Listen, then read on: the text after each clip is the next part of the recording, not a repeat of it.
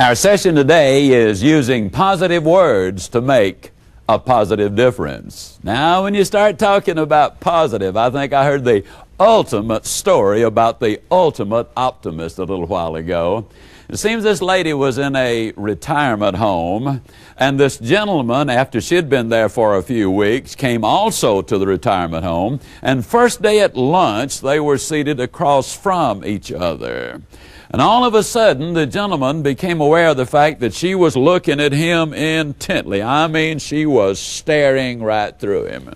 After a few moments of this, he started to get a little uncomfortable, and finally, he just had to say something. He said, "Ma'am, I don't understand. You seem to be staring at me so intently. Why are you doing it?" And she said, "I just can't believe it." And he said, "Can't believe what?"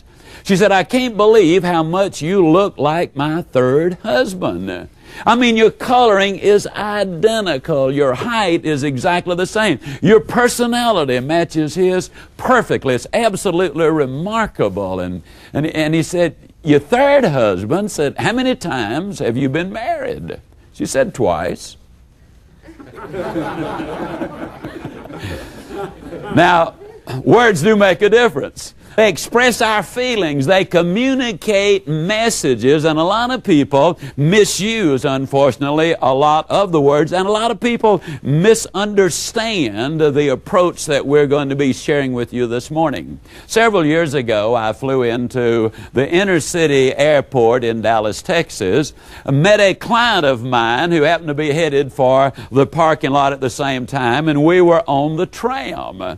We exchanged pleasantries for a moment or two, and there were 12, 15 other people there, and speaking to no one in particular, but everyone in general, my client speaks up and he says, "Zig comes out and regularly motivates my crew. He really gets them all charged up." Then he said, "Of course, I have to come along and tell them how the cow really ate the cabbage." Now, if you don't understand that Southern expression, he thinks he is saying he tells them like life really is. So one of the passengers speaks up and he says, "In other words, you are a realist and Ziegler is an optimist." And I said, "My friend, let me tell you something. It is I who really rate as being the realist." And then I said to the group who were there, I said, "Let me ask all of you a question. How many of you have noticed that 90% of the troubles you anticipate never take place?" Well, everybody said, "That's right, that's right." I said, "In other words, only about 10% of the bad things we expect to happen to us really happen to us." Now, what I'm saying is, it is absolutely, utterly unrealistic to be negative. It is absolutely realistic to be positive. That's the message that I am sharing. And the words you use are so enormously important. Many times, regardless of which session I'm in, I use the phrase, "You are what you are and where you are," because of what's gone into your mind. Now, you can change what you are and where you are by changing what goes into your mind. You see, the mind is the gateway to the heart. And when you get involved in life at this level, then, my friends, you are really involved. What difference do words make? We have a 3-day seminar in Dallas. People do come from all over the world. We had a young man there a couple of years ago named Samuel Akwasi Sarpong. Now, he is from the Ashanti tribe in the nation of Ghana. His tribe has the unusual custom, we think it's unusual, of naming their children based on the day of the week on which they're born. Now, this young man was born on Sunday. Akwasi means he's born on Sunday. That name literally in his language means godly, gentle, peace-loving, and kind. This young man just happens to be a minister. Now, the babies who are born on Wednesday are named Kwaku. Now, they have a couple of other names as well. But Kwaku means mean, violent, aggressive, quick-tempered. Interestingly enough, over 50% of all of the crime committed in the nation of Ghana is committed by those who are born on Wednesday. Sociologists say the only explanation they have for it is the fact that an expectancy is set up in the minds of the parents. Can't you just imagine mom and dad talking after they learn they're going to have a baby? And one of them says, well, that's really neat, but boy, I hope that kid doesn't get here on Wednesday. And can't you imagine the first time little Kwaku drops the ball? Can't you just hear old dad saying, well, what do you expect? That kid was born on Wednesday. You see, that expectancy is there, and expectancy does play a major role in our life. Now you might kind of laugh and say, yeah, but Ziegler, that was just in one isolated spot. Absolutely untrue. In his book, People in Quandaries, Wendell Johnson points out that in America, there is not a single full-blooded Indian on a reservation who stutters. Not a one. Now, interestingly enough, there is not a word, nor is there a substitute word in any of the Indian languages and dialects for stutter. Now, if there's not a word for stutter, how are you going to stutter? Interesting question, isn't it? And you might think to yourself, well, now what is old Zig really trying to say to me? What I'm communicating to you is that those words paint pictures, and then the mind goes to work to complete the picture. If I say baby, nobody here thinks B-A-B-Y, but you see a baby. That's the reason I encourage people to avoid filthy language, because words paint pictures. And ultimately, you will not rise above the predominant pictures which are painted in your mind.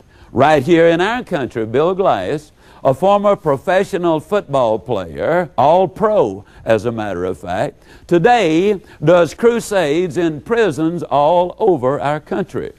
Bill says that over 90% of all of the men and women who are incarcerated in these prisons today were repeatedly told by their parents, one of these days, you're going to end up in jail. Long ago, as you know, the all-time bestseller said, as ye sow, so also shall you reap. Then the computer people came along in our day and made it 100% negative. Garbage in, garbage out. But the good news is this. If you put the good stuff in, you'll get the good stuff out. Now stay with me, because this is so important, because words are so important.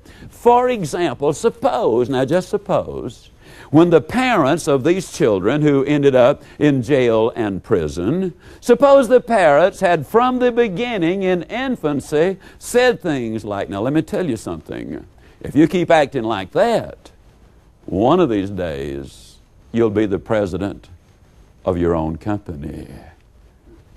Let me tell you this, you keep studying like that, someday you're going to win a scholarship to the university. Suppose they had said, you keep treating people like that, you'll have more friends than anybody in town. You put the good stuff in, you get the good stuff out. You put the bad, the negative stuff in, and you get the negative stuff out. That's what I'm saying. When our youngest daughter was a child early in school, she was told by an authority that she was a very average student. And to make certain she got the message, they delivered the same thing to us. You've got for yourself a C student. Now, she's pleasant, she's personable, she gets along well with people. Don't worry about it. You've just got a C student. Well, you know, up until then, we thought we had a genius. Now, we did not know some of the things back in those years. That was 27 years ago, 26 years ago. We did not know some of the things then we know today. And guess how our Julie did in school? That's exactly right, an average student. Now, last year, after having been out of school all of those years, last year she went back to school and carried 16 very tough hours, including anatomy and 2 very difficult labs. She came within a whisper of a 4.0, the very top. She's going to be a doctor.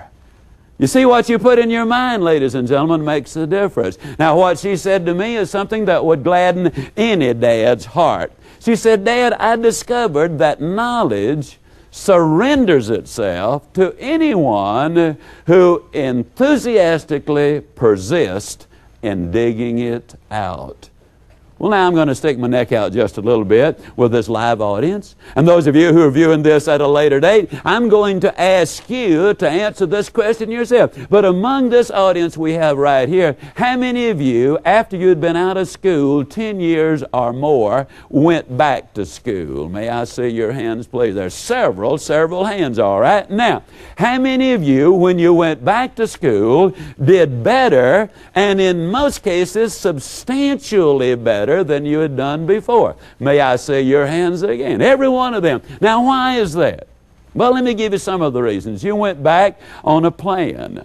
You went back prepared. You went back expecting, and you probably went back at your own expense. In other words, you had made a commitment. But the point I'm getting at is what I said earlier, and that is what you put in your mind is so important. Let me encourage you at the same time to remember that if you don't like who you are and where you are, don't sweat it. You're not stuck with who you are. You're not stuck with where you are. You can grow and you can change. The choice is yours. You see, every choice we make in life literally has an end result. So we need to think our choices through. Let me give you a simple little example. One evening, my wife and I were in our favorite ice cream parlor enjoying our ice cream when a young fella and his girlfriend walked in. I assume he was about 25 years old. And as they walked in, I nudged my wife and I said, "Look at there, sweetheart." She said, "I see him."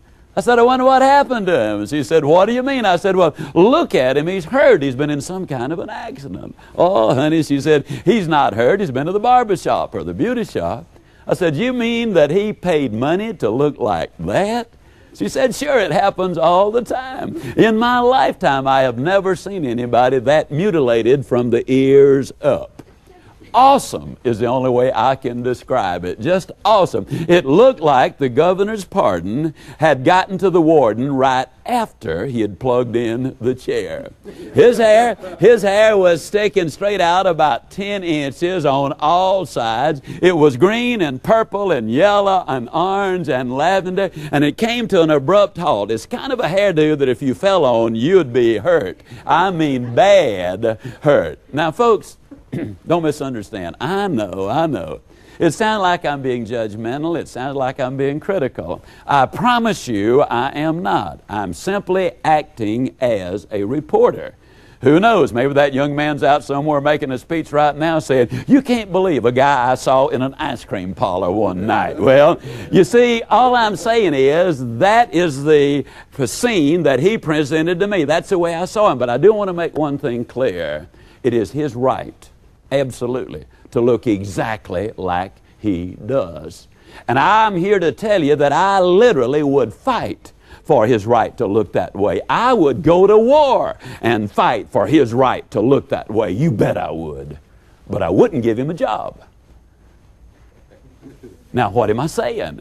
I am simply saying that when he chose to look that way, he chose to eliminate 98% of all employment opportunities. Strange as it might sound, when we choose to use the right words, we've chosen to build a career. and happiness and good relationships and everything else. When we choose to use the wrong words, then we have chosen something that will put us lower than we really can be by using the right words. Now, when I talk about positive vocabulary, let me emphasize a point. For years on the platform, I have said to audiences everywhere, you gotta pay the price. Sound like a dying calf in a snowstorm. What a bunch of baloney that is. Let me tell you the day I changed my vocabulary. It was about 9.5 months after I had started my exercise program where I was jogging. And I'm here to tell you that for the first 9.5 months, I hated every day I jogged. I used to get so irritated at joggers who were jumping up and down and saying, man, it makes you feel so good. I was hurting every step I was taking and hating every step I was taking. And for people to say it makes you feel good, I couldn't understand it. But one beautiful spring day in Portland, Oregon, it was high noon. I was jogging on Portland State University campus. And that day as I was running, I suddenly became aware of the fact that the ground was flowing smoothly beneath my feet. I was breathing easily. And it hit me like a ton of bricks. You don't pay the price for good health. You enjoy the benefits of good health. You don't pay the price for success. You pay the price for failure. You enjoy the benefits of success. You don't pay the price for a good marriage. You pay the price for a bad one. You enjoy the benefits of a good one.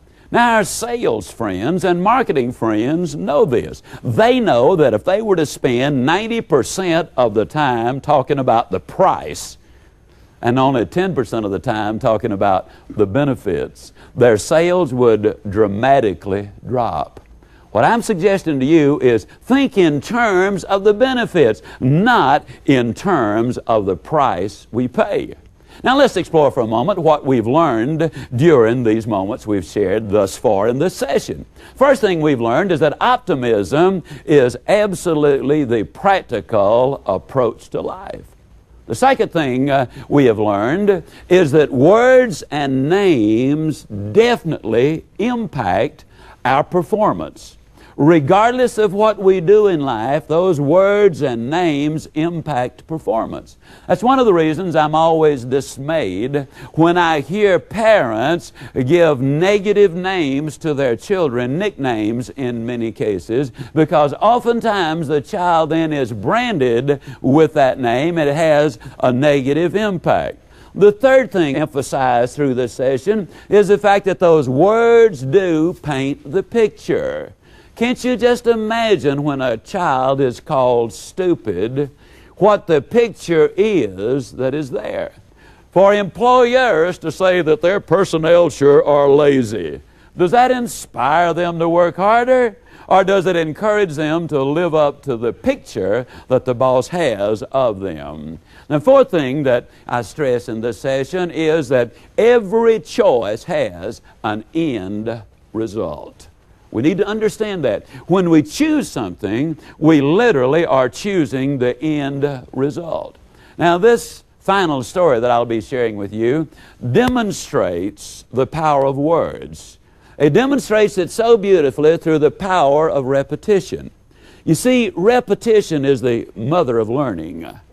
It is the father of action, and that makes it the architect of accomplishment. A number of years ago, I received a letter from a man named Tom Hartman who had attended a seminar in Oklahoma City, which I had conducted. Since then, Tom and I have become friends, and though I haven't seen him in 3 or 4 years, Tom and I visited a number of times together. We shared telephone conversations and correspondence and all of those things, and he really has a fascinating story. Tom was at the seminar that day because his brother had an extra ticket and it was Tom's day off, and he said, come on, let's go. Well, Tom wasn't overly happy with the first few minutes of the seminar because he thought I was one of these wily, highly motivated, enthusiastic guys that were saying you could just do everything and anything regardless. As a matter of fact, he wanted to leave, but he was stuck right there in the middle of 1,600 other people, so he decided he would just tough it out to the first break. But somewhere along the way, Tom said, you said something that kind of opened my mind. He said, I don't remember exactly what it was. And you know, it is interesting, isn't it? How a message can go around the world, 24,000 miles in a tenth of a second. Then sometimes it takes years for it to go the last 1/10 of an inch. Well, anyhow, Tom said the message broke through. Somebody behind him had said, that's right, or some reinforcement word. He reached over, he got his yellow pad and started taking notes. And he wrote those notes all day long. When it was all over, Tom said that he was so excited. And one of the reasons he was excited was because in the seminar I had said, man was designed for accomplishment. He's engineered for success. He's endowed with the seeds of greatness. And Tom said, you know, when you said that, though I had been disagreeing with everything you said up until then, I looked down and realized that you were headed for the truth. Because he said I was looking at a 63 1/2 inch waistline, 406 pounds of bulk. He said I was coming off a devastating divorce. I had a job only because my boss was my friend, not because I was productive. He was the only friend I had. He said I used to, and in those days you could do this, I would go to the store to buy food on Friday night. I would give them a hot check and then pick it up on Monday morning when I got my pay. He said I hadn't been in a house of worship in years and years and years. He said, literally, Zig, I was bankrupt in about every area of life. Physically, I was bankrupt. I was bankrupt financially. I was bankrupt from a friendship point of view. I was bankrupt spiritually. And at the end of the day, I started seeing some sense to all of the things you were saying. He said, I looked at the tapes you offered on motivation and self-image, and he said, I wanted them so badly, but I didn't have a dime. And my brother, bless his heart, loaned me the money to get them. Now, Zig, I'd listened to you 7 hours that day. I went home and listened another 7 hours that night. And he said, for the first time in my adult lifetime, hope literally reared its head. I started listening over and over. I've heard your tape on self-image over 500 times. I've heard your tape on the other things over 300 times. He said, you know, Zig, had the police been watching me, I probably would have been arrested. It must have been a comical sight. He said, I'd be riding along and you were talking and I would get involved in the conversation. You would say things like, you were born to win. And I'd say, oh, no, not me. And I would say, you can do it. And then I would respond back to the message on the tape. Oh man, I never have. Yeah, but failure is an event. It's not a person. Give it another shot. And back and forth and back and forth. But you know, something funny happens, Zig.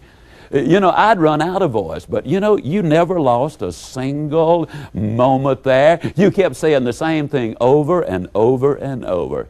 Now he said, Zig, I believe anybody would argue with you maybe the first time or the first 10 times, but if they'll just keep listening, eventually they're going to fall victim to the optimistic approach to life.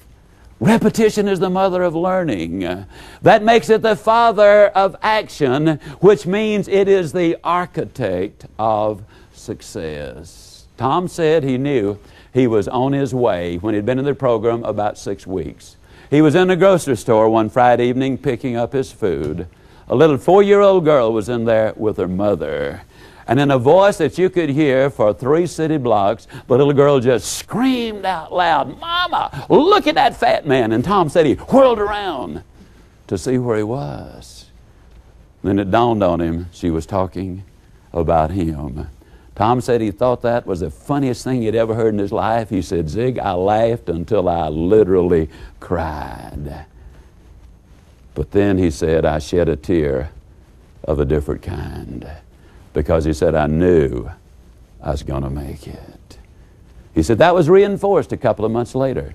I'd been to the movie. I was on my way back to the car. I was in no hurry. I had nowhere to go, nothing to do when I got there. He said, I was just ambling along, and I saw a display in one of the stores. He said, I walked up to the display and just started looking. I don't know, he said, whether I was there a minute or 5 minutes, but all of a sudden, Tom said, I became aware of the fact that I was not by myself. Some big dude was looking over my shoulder, and he said, and I whirled around, and there was nobody there. He was looking at his own reflection, which he did not recognize. My friend John Kozak, a brilliant young psychiatrist from Dunedin, Florida, before his tragic death, John said at that moment Tom Hartman was no longer obese because he no longer saw himself as being obese. All of the positive words had now painted a positive picture. Dr. Kozak said the reason most crash diets do not work is because they take the weight off the body, but they leave it on the mind. And then those people who've suddenly lost all the weight, they lay down and they go to sleep and they dream, but they still dream as an obese person. Dr. Kozak said that at that precise instant that night when Tom Hartman turned around, though he weighed well over 350 pounds still, he was no longer obese because he did not see himself as being obese. What's the end of the story? I don't know.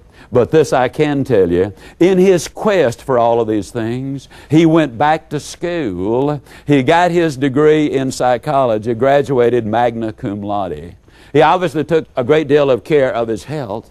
And in this process of setting goals, one of the things he did, the week that he got to listening to the program, he went down and bought $700 worth of clothing at a minute deposit on it.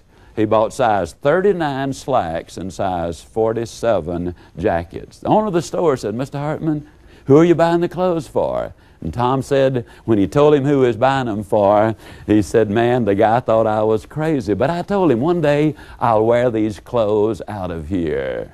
Where's Tom Hartman today? Well, the last time I saw Tom, he weighed 225 pounds. Now, he's 6 feet 4 inches tall, has a big frame. He was not overweight. He's working on his doctorate in psychology. Teaches a Bible class every Sunday morning. Tom Hartman is in business for himself and is doing remarkably well. Now, why do I give so much time and attention to one story? I do that because I don't believe there's a human being alive in this audience. I know there isn't. I don't believe there's a person who will ever view this session with as far to go as Tom Hartman was. Do you realize the man was financially bankrupt? He was physically bankrupt. He was emotionally bankrupt. He was bankrupt in every area of his life. But he started using the positive words, changing his approach to life, changing his attitude, and he got busy. And some amazing things happened. I'm going to close this by simply saying that if you will buy the message, take the thoughts, use the ideas, go forward in your own life, in your own personal, your family, and your business life, then I can close this as I always close by saying, if you'll buy these ideas and do these things, I'll see you. And yes, I really do mean you at the top.